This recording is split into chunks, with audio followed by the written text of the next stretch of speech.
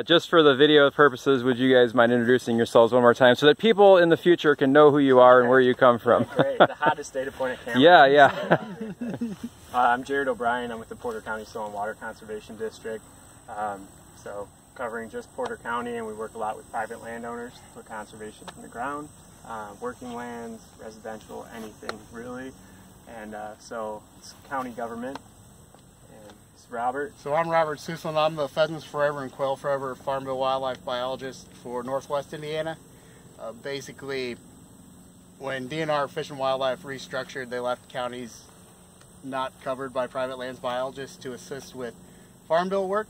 So a lot of programs through the Farm Bill program, like Conservation Reserve Program, Environmental Quality Incentives Program, Wetland Reserve Easements. So they hired 4 of us, split the state into quarters, and I have about 16 priority counties that I do work in, mainly working with farmers, helping them restore farmland or cropland or hayland to native prairies or wetlands, and then kind of helping out everywhere with random little wildlife projects, managing things like this even. Yeah, so we kind of, when we walked it, we had a plan. We'd go through and run through some of the plants, do some ID, but now we'd be doing it backwards. So we could run through, talk about some of the species, and then we'll get to the invasives and talk about treatment measures for that. Sure, yeah. So I think we can probably start right here. So yeah, you're going to have a lot of cattails here, and I think any management that you do is going to encourage them. We do have native cattails. We also have non-native invasive cattails, and a lot of our cattails are now hybrids of the two, which is, I'm guessing, what this is. You know, however you feel about them. I usually leave them. A lot of wildlife use them. They can become aggressive. There are ways, chemicals you can spray them with to stop them from taking over a site entirely. But I think one advantage you have here is you have a lot of what people would consider aggressive natives. So them all fighting with each other is probably a good thing. One of those that can become a little aggressive is the wool grass. This is a pretty good native plant, so I'm not too concerned about it. And we also have, and we'll see them all up and down here, willows. So willow's one plant that a lot of farmers don't like. It's a tree that, especially in wet areas, it colonizes very quickly. Farmers don't love them. They're always trying to cut them down. But willows, we have a lot of native willow species, and willows actually support, when you compare all of our native trees, they support a very high amount of insects. So willows are actually pretty beneficial. I also like willows around wetlands and ponds because they can help shade out some bad plants. We didn't come across any reed canary grass, did we? We actually didn't. So that's kind of refreshing. Yeah, that's a good deal. Pass this around. So wool grass, you can feel the seed head is just fluffy. And That's wool grass, yeah, okay. Reed canary grass is a very invasive grass, and that's one, when people start talking about killing willows, and cottonwood's another native tree that supports a high amount of insect diversity, it makes me cringe a little bit because we have some pretty nasty invasive non-native grasses. And one way to get rid of reed canary grass is to shade it out. So I like to see those trees around there. So your basic advice for the cattails would be, unless you see them crowding out just about everything else, you would tend to leave them alone, or maybe in some crowded areas such as this, thin it out a little, but not eliminate it altogether? Right. Okay, okay. With the expectation that it'll come back, yeah. Exactly, yep. Okay. So you're working towards planting pollinator mix in here? Yes. So that's in this transition zone from this to this. That's where it can be a problem. If you're trying to maintain a high diversity prairie planting or pollinator planting, willows and cattails can both be an issue. They're going to keep encroaching out here. So that's where management of that new planting is going to be very important. Whether you get the fire department out here and keep this area burned, or you can use chemical control certain times of the year to make sure you're keeping this here and keeping your new planting, the plants you planted. You can lose it pretty fast at things like this. Sure. Fire is definitely number one. I don't know logistically how that will work here, but if it's something that's doable, I definitely encourage. Yeah, it wasn't outright rejected by our administration, which is usually a good sign. So we actually, I was unaware of this, but we have had our volunteer fire department come out and burn some larger piles here of just brush in a controlled fashion. You know, this is a little bit different because it's kind of a landscape or a aerial burn, not necessarily a pile. And why do we like fire on the land? Yeah, address that a little bit. Yeah, that's something that would have been taking place. So we're like in the Midwest, prairie remnants, oak savanna, fire burning up those fuels to kind of keep it open and from turning into a forest is a lot of what we're striving to restore, really. While you've got chemical, mechanical, and then, well, I think we agree that fire is one of the better ones. Usually it's done like by national parks and stuff like that too. It's a little different on smaller parcels and like school corporations, but being that you have a department right down the street, definitely bodes well for you guys. Yeah, yeah. Fire on tree seedlings is effective. And when trees start to get bigger, fire doesn't do too much to them. But a good hot fire on tree seedlings will kill them and keep them out of the planting. So maintaining the early successional habitat. The other reason we like fire is because it gets rid of all of the thatch, everything that's built up on the ground. So I'm a bird guy, I love birds. Ground nesting birds need open ground to run their chicks around in. But you know, in a school setting, smaller school setting like this, probably be more beneficial for bees. So a lot of our native bees are ground nesting bees. So when you just want to keep that open ground so that they can use it. I don't know how many birds are going to get in here, but I definitely think this will be high value for bees. Okay. Okay. Good place for native bees to thrive. So we want to make sure we have open ground for them. Okay. Thank you. While we're walking these snags or dead trees here that have been kind of flooded out by the beavers, leave them, remove them with saws, have the kids haul them away. What would be your, it doesn't really matter, what's kind of your recommendation on those in terms of a maintenance or removal perspective? I think on this little stuff could probably go. Okay. It'd just be easier for you guys to get in and maintain it. Now the larger stuff, the larger snags, like over here, and some along the bank there, that's going to be habitat, and that's probably, you know, hunting purchase for raptors. Sure, and certain birds will get in there and eat the bugs out of the dead wood, right? So that's other habitat, yeah, woodpeckers. So small mammals use them to nest. So that's good to know. You do recommend for wildlife purposes leaving the larger ones, but maybe these smaller ones take out. Okay. I don't think there's probably much wildlife value in these small dead trees. There's not much value in taking them out either, except maybe improving aesthetics a little bit. Sure. Maybe giving you a clearer view of the water. Okay.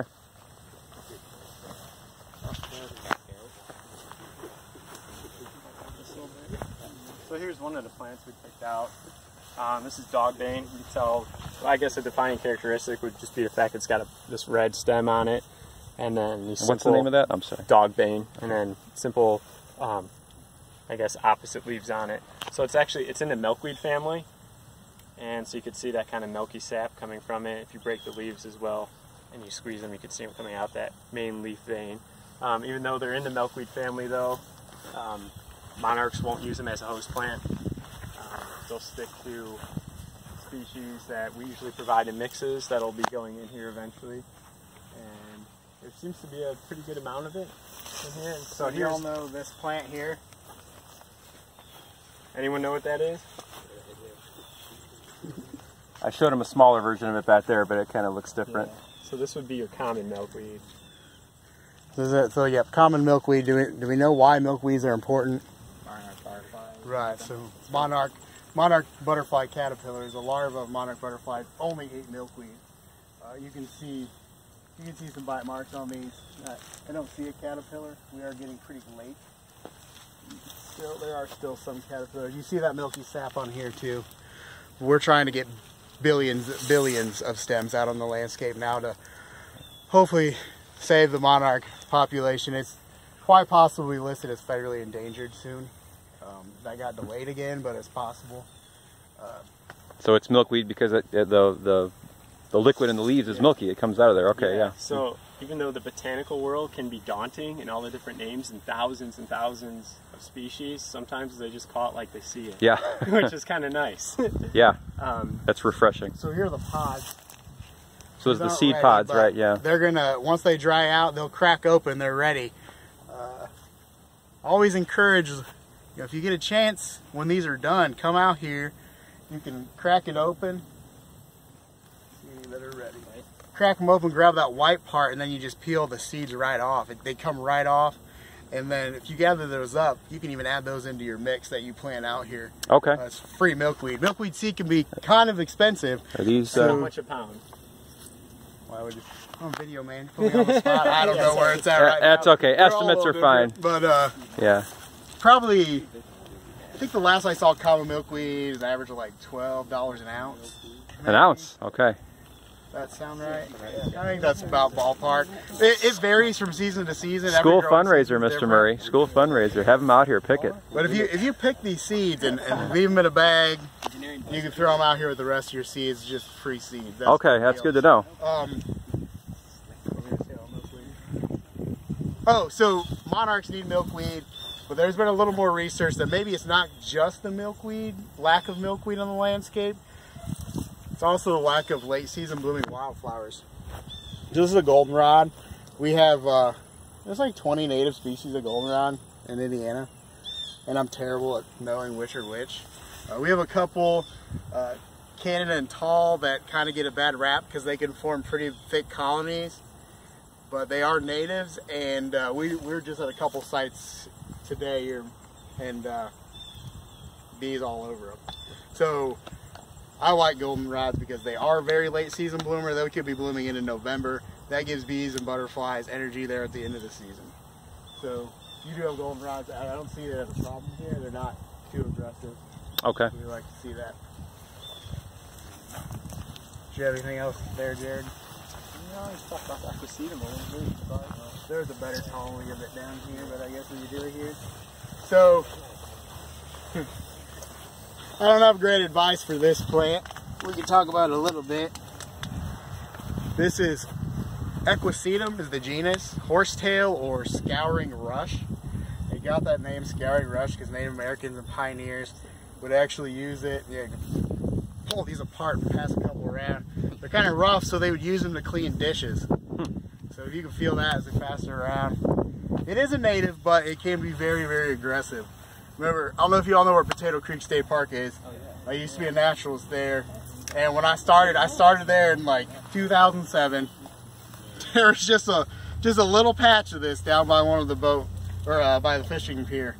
And my last year there in 2012, it had engulfed acres of it. So it can spread very, very rapidly. So it's another one that's not necessarily harmful, and it is native. However, if it can start crowding out some of the other valuable species for monarchs. It could crowd out, for example, milkweed and some willow sprouts and other things. Okay.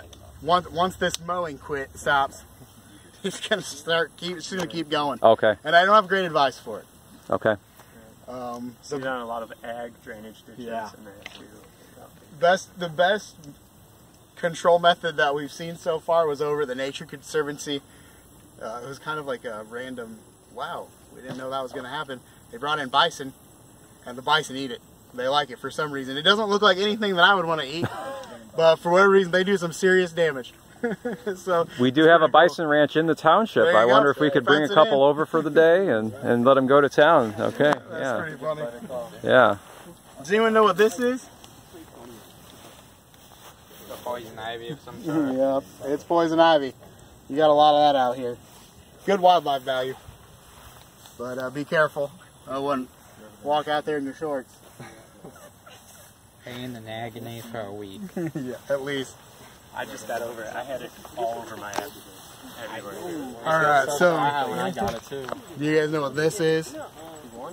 So this will be one of the invasive plants that should be removed from here.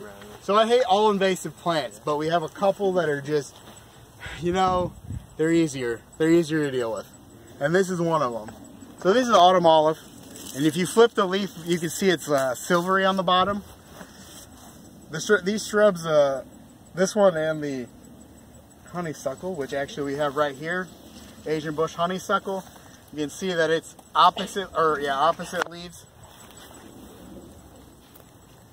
This other one has kind of reddish stem, silver underleaf, and it's alternately leaf. So leaf here and then down and over and over.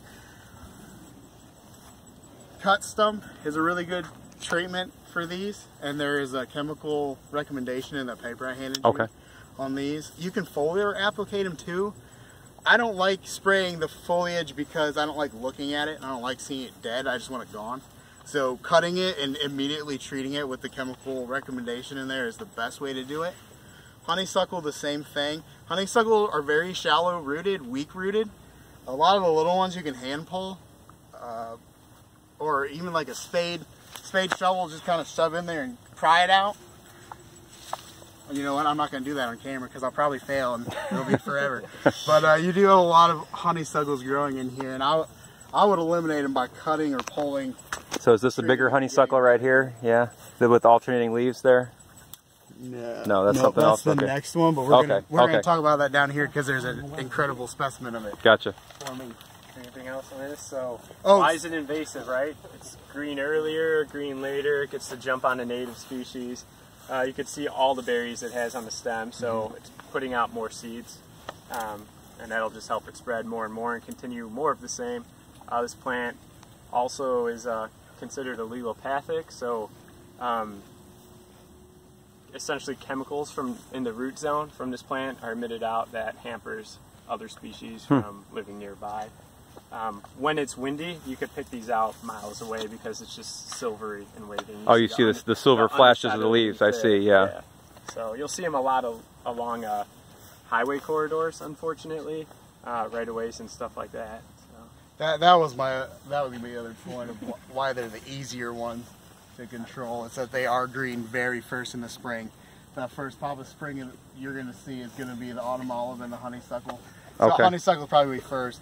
And then they hold their leaves longer than any other plant. So it makes control very easy. I always recommend the landowners start it in the fall, get as much as you can, and the next spring you'll be able to see that green pop up real first, and then you can handle it. So as these guys or whoever's in the class at that time see these sprouting up in the spring, that might be a good time too, because there's not going to be the poison ivy out yet. Nothing else will be growing up. They can get back there and take that out as soon as it greens up in the spring. Right. Okay. You do quite the poison ivy crop. It's right here. Yeah, it's right here. I think we've covered most of this stuff. So this is one of our newer enemies. It's really starting to stress me out. I actually have a property that's covered in it. It's got these yellow berries, and you see how it's just climbing this tree and engulfing it. This is Oriental bittersweet, and all these plants we're talking about were planted for one of two or both reasons. One being for wildlife food. A lot of plants were brought to North America, planted for deer, turkeys, whatever. Well, it turns out those animals don't like to eat those plants. They've adapted with the native plants, and that's what they like to eat. And then the other reason is for landscaping. So a lot of these plants people think look really cool. And they're still selling some of them for landscaping. A lot of them have been banned or will be banned for sale, trade, or planting in Indiana starting next April. So that's good news. Then we can finally start chipping away at them and making some progress. But this Oriental bittersweet, it'll kill trees. Good ideas. The leaves, well, to me, are more or less round compared to any of the other leaves. Now's a good time to pick them out too, with the yellow berries on them. I would take care of this one ASAP. Otherwise, like right now. You're not gonna have a great time because it's gonna just save this whole thing. I mean, there's hundreds. So it's a vine, and it'll continue over across other areas on the ground. It could become quite woody and almost form. Oh, really? Okay. Large diameter. So it's a rounded leaf that we're seeing here. Yeah. These seeds get spread, and then what happens? Even out here, you stop milling. This one seed could grow up, and it kind of comes up straight. And it'll just send out a shoot, and it'll keep going until it hits something. And as soon as it hits something, it shoots up the thing. And so it'll just come over to here and attach to this and climb up this. Okay. I just had a landowner the other day tell me, he thought, well, I thought this tree was dead, and then it was green. like, oh, it's still alive, and then I realized, wait a minute, that's just a big bittersweet. It had taken over the entire tree, and it looked like the tree was still alive, but the tree was dead. And it was a big bittersweet plant. This is gonna be a huge problem in northern Indiana. Yeah. Yeah, it's climbing up and over these other little small snags here. I don't know if you got in there and cut the main stem right now, you might be all right. I don't know. I don't know if these seeds are viable or not. They might be all right. They might already be ready to go. But if you cut it now, you'd have a better chance of stopping some of them from becoming viable. Okay. So there's still lots of research being done on the pest control methods for each invasive plant, and there's just so many of them. But at some point, you know, just any action helps, really. I hate to do the whole like plan without action deal, but it's something that you have to actively manage and stay on top of, and it's gonna seem like a never-ending battle, but that's just what it takes right now. Garland 3A on this.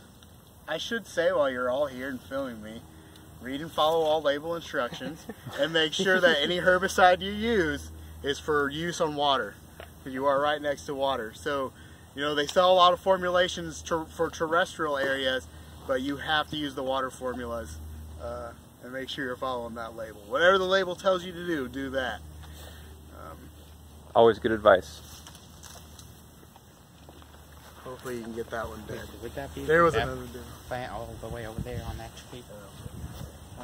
Looks like it looks like it's across the way, Brian. That's true. I see another one over there. Yeah, you spotted it. The other one you might spot, and in another couple weeks here you'll be able to pick out, that likes to vine up trees as well, is Virginia creeper, and that'll turn like a deep red in autumn. It's a native. It has a place on the landscape. So it's got a very different leaf though, so not to be confused with Oriental bittersweet. Yeah, those milkweed pods look like There's some more dried out milkweed pods right here as you were talking. That's what they'll look like when they're more dried out and closer to being ready to collect, maybe. Wait, milkweed beetles? Oh, I see. Right there, but yeah, they're getting there. Alright, this one cracked open. Milkweed beetles eat all the milkweed seeds, or? They will eat so, yeah. Oh, they're inside already, yeah. So you grab it by this white fluff, and then you can just, we're a couple days early on this one, but when they're completely ready, they'll just all slide off. I always like to leave some of them on there. You know, you collect some for your bag that you're going to keep, and then get them out there, so maybe some of them will stay here. Does it feel like an ounce in here? You got 12 bucks? This is about a penny. Probably worth a penny right there. We'll spread those out there too. Milkweeds are also rhizomatous, so they're setting out roots and setting up shoots too. That's where you can get pretty big colonies. So that's some good advice for everybody here. If we're out just clearing a path to get to, for example, the bittersweet, we would want to try not to take out and step on any milkweeds because they grow rhizomes and can spread out over the area. We would want to try to leave the plants that are there. That's a big hole.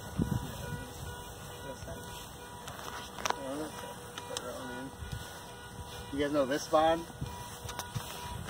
Jared tried to eat one earlier and didn't. Grapevine? It went too well for him. Yeah, they're very tart right now. So that is a grapevine. Yeah. A lot of foresters or landowners who really love their trees and are trying to harvest timber don't always like grapevines, but grapes are a great wildlife plant, great wildlife food. Native, we like that. Oh, here's a good one to talk about. You want to know this one?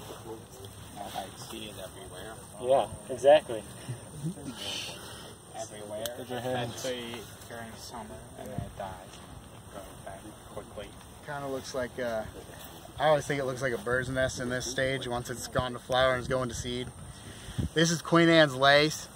It's another European species that was brought over. It is invasive. Kind of two trains of thought on it though, right? Right. So like pollinators and insects love it. It's got a nice large surface area for them to land on. I don't ever talk nice about any of these, but so go ahead. You got to sell the good side of some things sometimes too. This plant is trash. Yeah. you got to keep the job a little fun. So I mean, it has a beneficial value in the landscape. However, there are conditions in which it could take over a field, and then you want to control for it. So you can keep an eye for it taking small over or numbers, becoming dominant. Yeah, here and there. There's Okay. another blooming flower, different time in the year, and I see bugs over them all the time, right? And that's what we're hoping for. But it can spread, and it's usually in open, grassy, prairie areas, fallow fields. Especially new plantings is where it can be a real issue. Okay. I've looked at one in a newer planting in Howard County last summer, and the entire thing was solid Queen Anne's lace, and that's not great. That's what we want to avoid. Okay. It's enough of a problem that the Land Grant University has recommendations on how to control it. Okay. Yeah.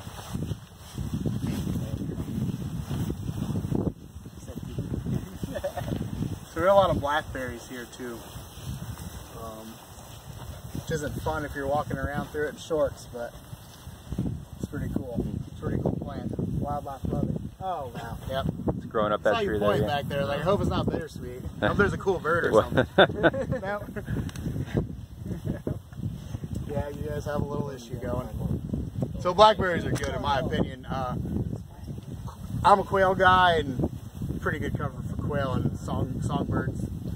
So any birds nesting in your prairie will definitely love to.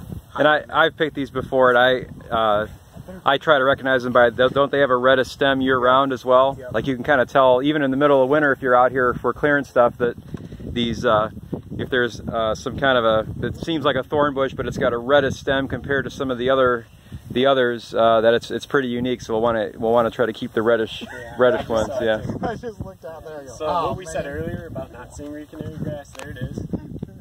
So This is one of our #1 problem species in wetlands. We have a lot of wetland restoration projects that have been lost to reed canary grass. The plant makes the area basically useless to wildlife. I said I don't say anything nice about invasive plants, but we see a lot of deer beds in reed canary grass. They seem to like to hide in there. But when we're restoring habitat, we really like open ground beneath for baby birds and stuff to move through. Reed canary grass is a cool season introduced grass that forms kind of a turf, and it's just too thick for wildlife to use. So that's definitely one I would get rid of. you tend to see it more in wetter areas too. That's where it likes to kind of set up shop, and which are usually the harder sites to manage. So as Robert mentioned, using a water-safe chemical, or if you're trying to do mechanical treatment or even get equipment into a larger patch of it, it proves to be quite the production to get in and control at a large scale. So. Yep. That's usually in my top 3 most hated. Yeah, if we have time for 1 or 2 more species, that'd be great. And then I'd also like to spend just a couple minutes hearing on what your thoughts are for just site prep, how to, as we work to transforming this turf. You gave us a number of recommendations with the documentation, but just any short pieces of advice or suggestions from people who have been involved in these projects before, things to do, not to do, mistakes others have made, that type of stuff. He crammed it all into a minute or 2? It doesn't have. It could be. We still have a number of minutes here, so. Turf grass to prairie can be tricky, and it's something that we do not want to rush. And I don't know, you guys, are you probably calling this a pollinator planting? Yes. I like to use the term prairie. So a pollinator planting is like a more diverse prairie, really. A lot of wildflowers, a lot of native grasses, other rhamnoids like sedges and rushes maybe, depending on your soil type here. But you have to make sure it's dead. You want bare, plant-free ground to plant it to, and that sets you up for no failure. Like, you cannot fail if you have bare ground. So we want to make sure this is dead, and I don't know what you've talked to them about, but it's going to take a couple herbicide applications, probably glyphosate. When were you planning on planting this? To be dormant seeded, so this should start being burned like now. Yeah, so this is always fun. I would flag the area off now and make sure the grounds crew knows to leave it alone and let this grow to 6 to 8 inches. I think we still have plenty of time to let that happen. These are mostly cool season grasses, so they actively grow. They grow the most when it gets cooler. So early spring and in the fall, they're growing the most. We want to get to 6 to 8 inches, and we want to get it sprayed with glyphosate, full rate of glyphosate. Read and follow label instructions. And then you want to wait and see what happens after that. Usually you don't get a full kill with one spray. My advice is usually spray it fall, spray it spring, and drill it. If you guys are going to plant it this winter, that's fine. We definitely want to get it growing, get it sprayed soon. So maybe by, these grasses will grow late October, even into November. Yeah, we can still get 2 sprays on this season. Right? Okay. I really think we want 2 sprays if we can do it. But it's important to let the plant grow. So it's actively growing, and you spray when it's actively growing. Right, I don't know much about it. I know that particular weed killer, it works best on plants that are growing and growing kind of rapidly. So the chemical has to hit the leaf, and the plant has to take it in, and it translocates it to its roots. So it would kill the plant that way. So like 6 to 8 inches is pretty important. So you have that surface area. So one of the first projects for you guys as a class is to get those boundary markers and signs up so that we can, and we'll obviously talk to our groundskeeping crews about this as well, but we want to stop this from being mowed, and unfortunately it looks like they just mowed yesterday, but that's all right. I guess this is Jared's deal, but my comment would be, if you're into November and you're just not thinking you've got it killed, my advice is to just wait until next spring. We'll figure out a different way to plant it. Okay. Because I don't like to rush projects. That's when things go bad. Sure. And when you're talking, seeds are expensive. You don't want to be wasting them. You just don't. It's better to leave it ugly for a little bit longer. No, that's good advice, because if there are any other logistical issues out here, or permission issues, or if we're expecting a burn to take place and it doesn't happen, we don't want to have all these seeds on order and not be able to use them. I mean, that's good advice. That it's just critical to do it right as far as killing it off, rather than rush it and hope for the best. Yeah. One advantage we have is a lot of the things you're going to plant are warm season plants, so they will be growing in the hotter months. So you can time your sprays. If you do plant it and some of this turf comes back, you can time a spray to hit it early in the spring or later in the fall when everything else has already gone to seed. And that can work too. Okay. So it wouldn't be end of the world if it comes back. It's just not ideal. Yeah. One of the other things I always like to tell everyone that's going to restore any kind of prairie or wildflower plantings is it's going to look terrible for the first 2 years. You're absolutely going to hate it. You're gonna look at it and go, what have I done? This is terrible. This is a failure. Our prairie seeds start off by shooting roots down. They grow extensive root systems, and it takes them a couple years to fully develop. You're going to get a few wildflowers probably the first year. Definitely the second year you'll have something. But that third growing season just takes off. There'll be wildflowers everywhere. So don't get discouraged. I guess this is mainly for the teachers and passing on to the administration that yes, this is going to look terrible, but it is coming. The saying that a lot of people say is in year 1 they sleep, year 2 they creep, and year 3 they leap. So that's what we're kind of going for.